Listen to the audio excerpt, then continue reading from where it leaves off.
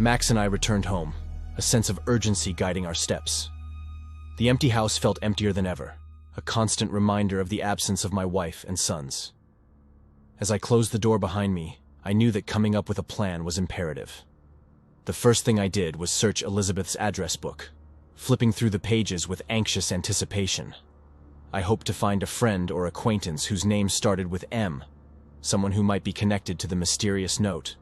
But my search proved fruitless. There were no such entries.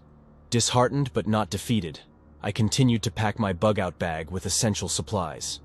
It was now armed with more provisions, including a revolver for protection. The world outside had become unpredictable, and I couldn't afford to be defenseless. As I secured the revolver and ensured my go-bag was ready, the sound of a sudden knock at the door broke the silence. Max's alert ears perked up, and he growled softly. Two strangers stood on the other side of the door, both men, their faces unreadable. I moved to the window, keeping out of sight, and observed them cautiously. Their presence was an enigma, and I couldn't help but wonder about their intentions.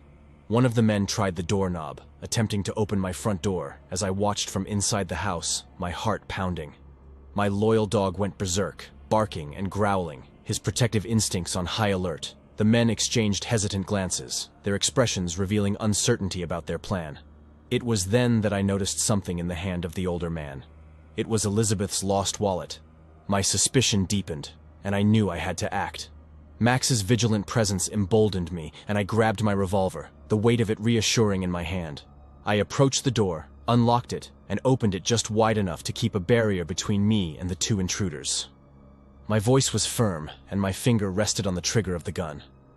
"What's in your hand?" I demanded, with my gaze fixed on the man holding the wallet.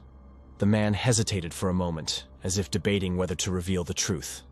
Then, with a heavy sigh, he extended his arm, showing me the wallet. "We found this nearby," he admitted. My heart raced as I took it from the man's outstretched hand, and my fingers trembling as I confirmed it was indeed Elizabeth's. The money was gone, but her driver's license was plainly visible. "How did you get this?" I asked, my grip on the revolver unwavering. The younger man spoke up, his tone earnest.